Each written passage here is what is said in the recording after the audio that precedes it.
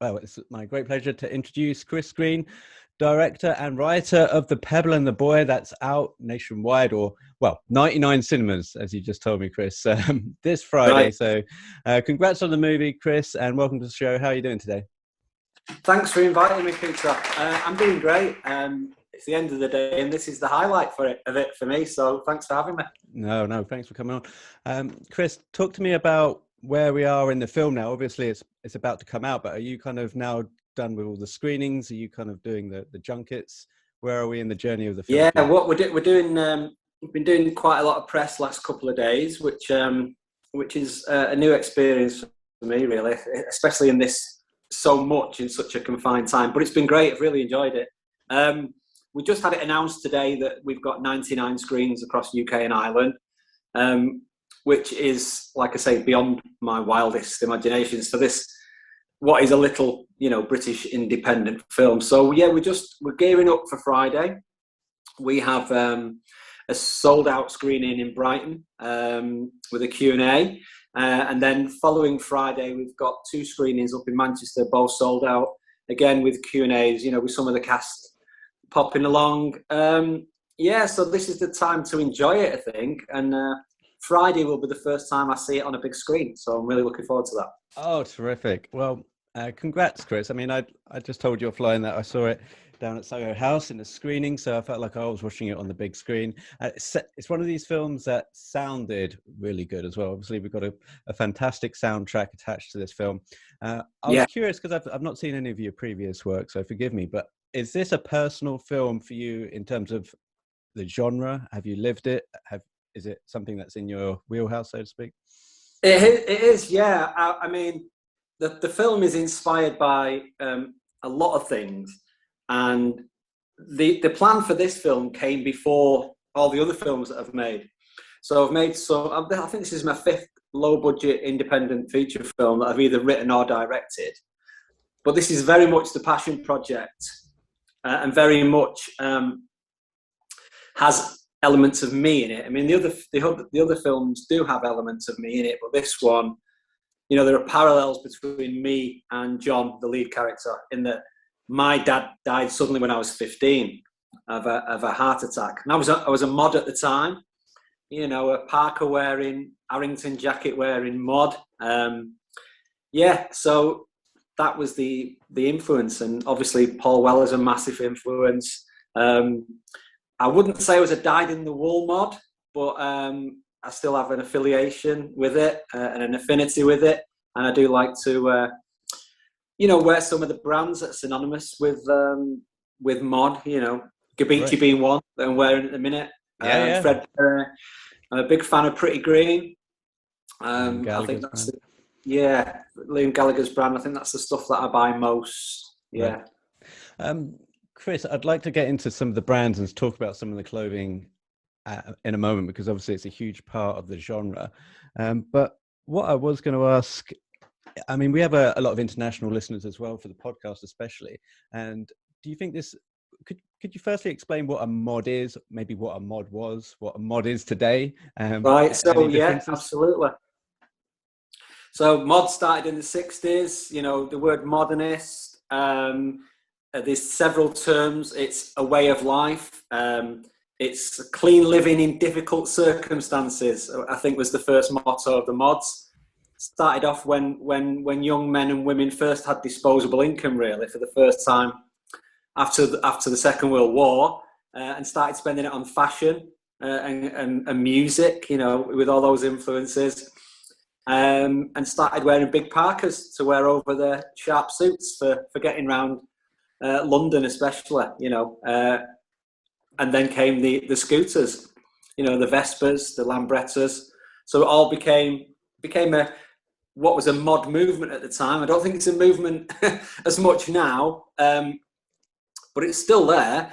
And we've found out that there's a lot of modernists, shall we say, that are still out there. With the advent of social media, I've linked up with thousands in the last couple of years, who still turn out, still pride themselves on the once a mod, always a mod ethos, that I think Paul Weller, among others, famously coined.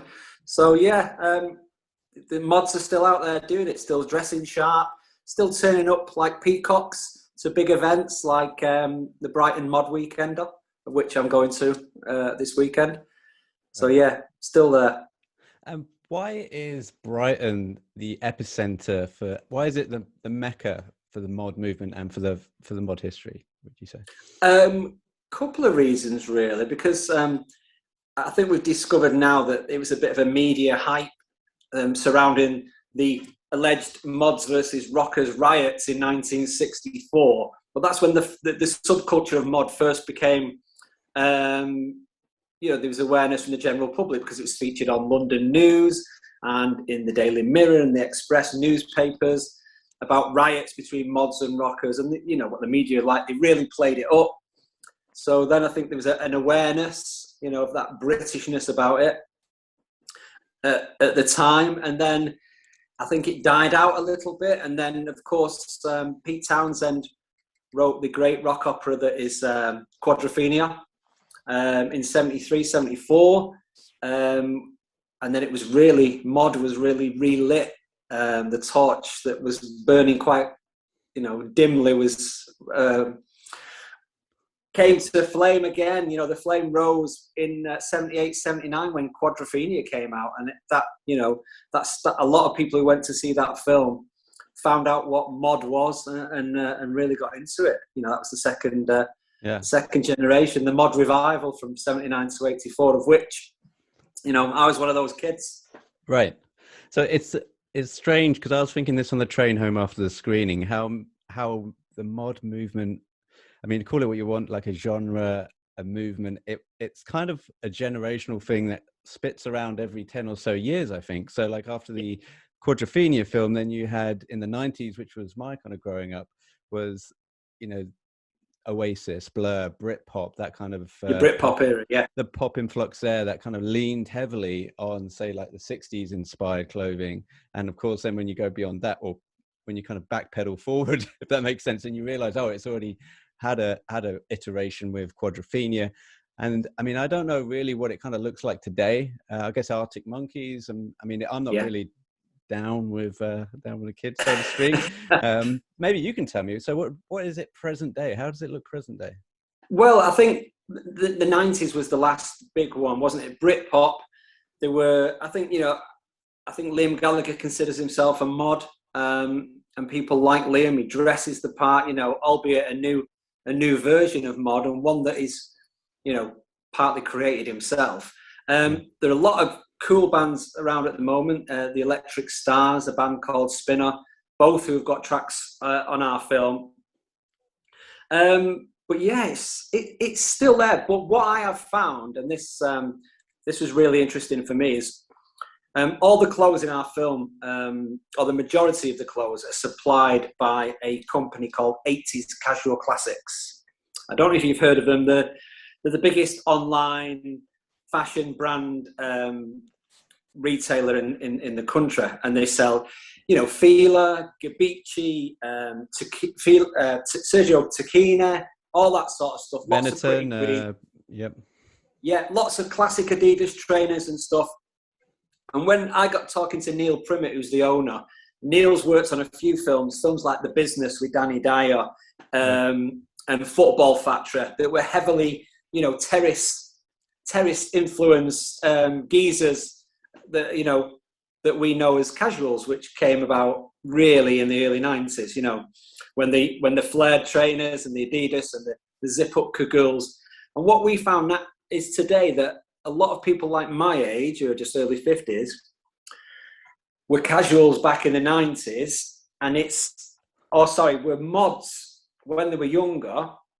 And there's been like this merge, and we've coined, Neil has coined a phrase, so the mods and casuals, so we call them modules. Ah. And we actually refer to it in the film. That's right, yeah. There's a gag in the film about that, yeah. Yeah, so Ricky Harnett, who plays Ronnie, actually makes reference to it, and that was a phrase that Neil Primmett at 80s Casual Classics was very keen for me to incorporate in the film, and I was happy to do it, because I see blokes now riding around on scooters who would have been mods in Parkers in 81, 82, and now wear, zip up Adidas Kagools, and they love their Adidas trainers, whereas you wouldn't have had that back in the day. So Right. we think there's a bit of a crossover, but it's still evident now.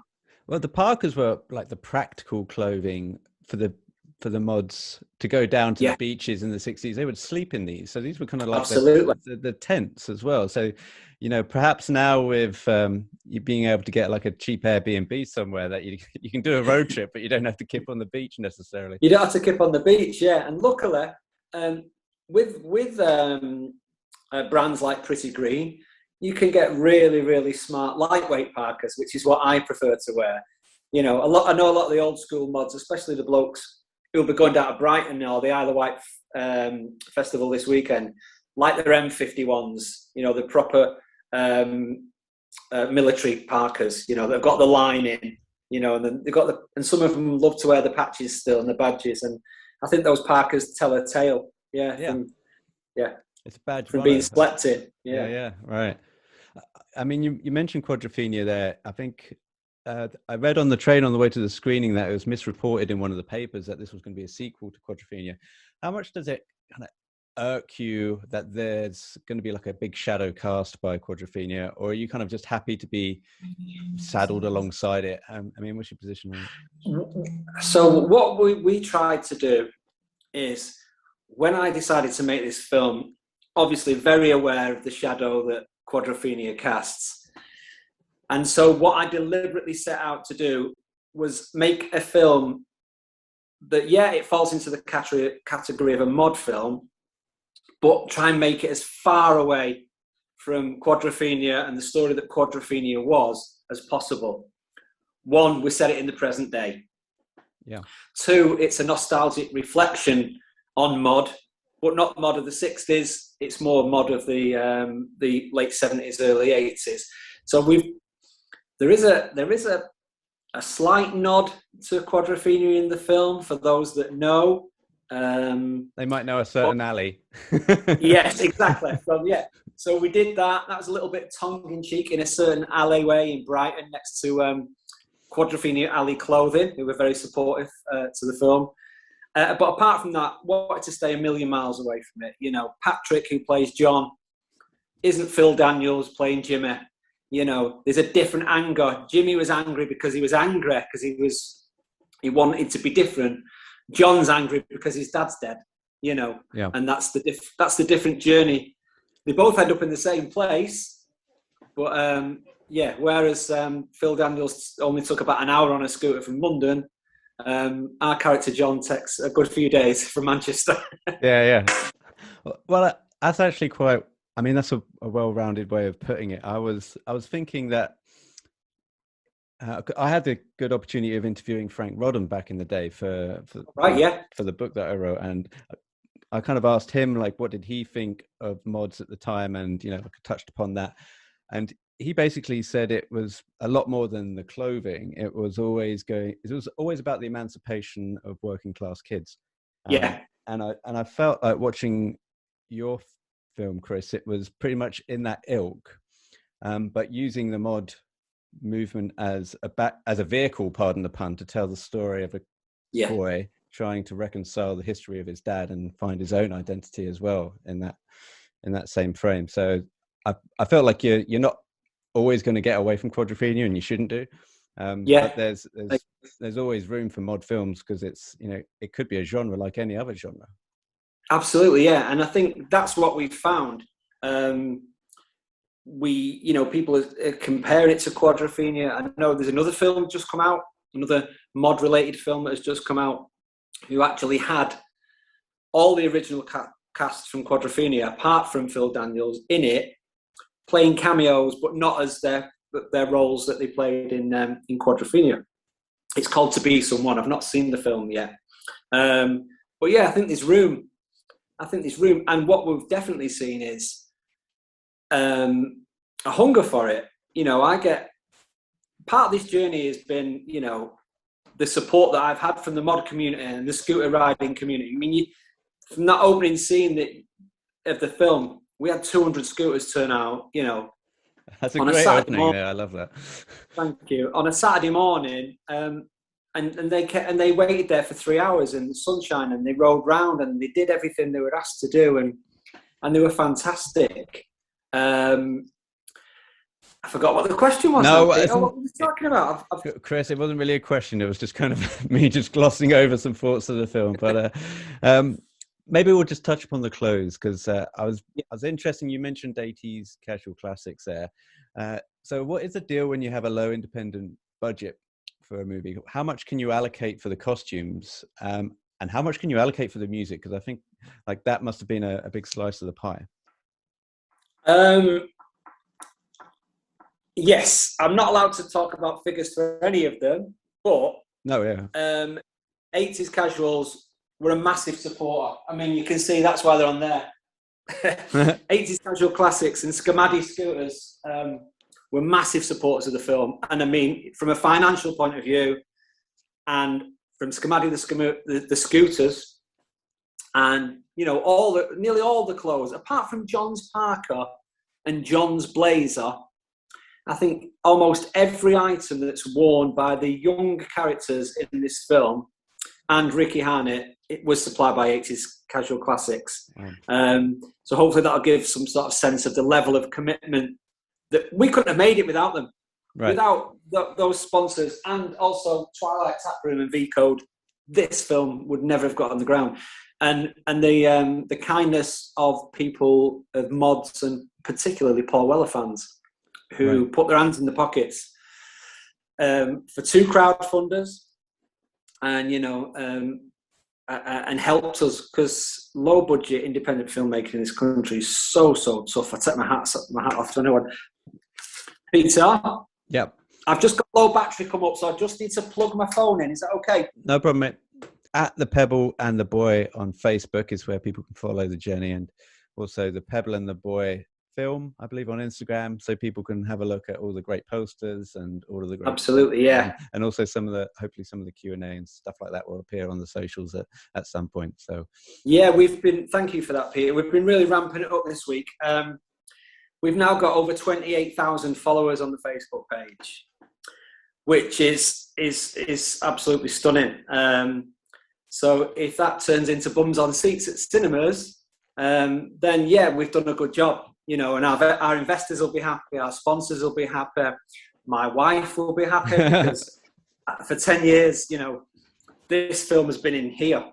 Right. And I've been trying to get it out, and we were COVID interrupted. And the level of talent that we got that came along who, let's have it right, didn't come along for the money. They came along for the script, which is nice for me to hear. Yeah, but it's been a long old journey, but the support has been amazing. Great. Well, mate, I'm so happy for you. Thank you. Because the film's turned out great, and like I say, I think it pays homage to a genre that I'm very familiar with, having been in a band all the way through the 90s. And right, cool. That's all. That's what I wanted to do. But it doesn't really pander to it in a way that, it doesn't really kind of just go, oh, this was the best movement in the world. It kind of shows it for its flaws, and it doesn't poke holes in other subgenres and subcultures at the time. It kind of almost has a nice reflection on these eras, and people can be nostalgic, but they can also be kind of reflective, like, well, we were young at the time, this was just the thing to do and stuff like that. But anyway, I'm kind of rambling, but no, it's good. It's nice that it's good for me to hear that you get that from the film. It's great. Those are the messages that we want to try and get across, because it is set in the modern day. You're not going to get mods fighting rockers. We've got rockers in our film. We turn it on its head a little bit, because that is a nice different world we're living in now. Yeah. And I mean, the Paul Weller soundtrack is just so, I mean, some of the songs that do kick in all the right times. I mean, Brighton is beautifully shot as well. I've had the good opportunity to work in Brighton, in clothes shops in Brighton, to gig in Brighton as well. Right. So it's a place close to my heart. I do know it reasonably well, but it's nice to kind of have it shown in different lights, in different locations. And it almost makes me want to go back there. And I think people will have that as well to, take away from the film that this is a place in the UK. Whilst it's tough to get abroad, there's always somewhere to go in the UK. Absolutely, yeah. Right. Yeah, so I think it's going to be really busy this weekend, because all the mods have not been able to get there for a few years, and people just want to get out and socialise, and it looks like the weather's going to be good as well. So, yeah, and our director of photography, Max Williams, he just shoots everything so beautifully, and I think that's part of the appeal to our film, is that we shot it for next to nothing, but it looks like it costs a lot more. Yeah. Hopefully. Did you have to do a lot of guerrilla filming in terms of like, right, we'll just have to turn up and roll, or was everything having to be permits and locations? A lot of permits required for Brighton. Right. Not so much in Manchester, because we're a little bit, not behind the times, but Manchester is still very generous to filmmakers in the fact that, yeah, you can shoot here, you can shoot there. But Brighton, I think, has seen its fair share of filmmakers over the years. And permits weren't cheap. Right. But, like, for instance, we had a choice, the producer, we looked at the finances for shooting on Brighton Pier, and it was like, no, we can't do it. And then I thought, no, we have to. You can't not go on the pier, for the scenes that you'll have seen, because they're particularly beautiful, I think, because it's just at sunset, and it's really nice. But Brighton were good to us. Quadrophenia Alley was superb. It's in the film. Yeah. John Lasseter is the co-owner of it. He's actually the guy behind the counter, which was brilliant, and he was great. Volks Bar, which is a mod mecca down on Madeira Drive. Jason Papanicola, who owns that, and Leslie Davis, who runs it, were amazing. That was our unit base for the whole week we were in Brighton, and for the nearly a full week when we went back. So we had costume downstairs, makeup set up down there. Oh, terrific. They did the catering for us. It was brilliant. The absolute love that we've had has just been quite, mind-blowing. Great. That people want to help. There's a lot of good people out there, really is, in the mod community. Wonderful. Well, Chris, I think this will be a film that translates to a lot of people outside of the mod world as well. Congrats again on getting it all together, getting it out of your head onto the page and onto the screen. And I wish you all the best this weekend. You're an absolute gent. Thank you for your time, and thanks for having me on. I appreciate it. No, my pleasure. Thanks a lot. Take care, Chris. Take care, mate. Bye-bye. Bye-bye.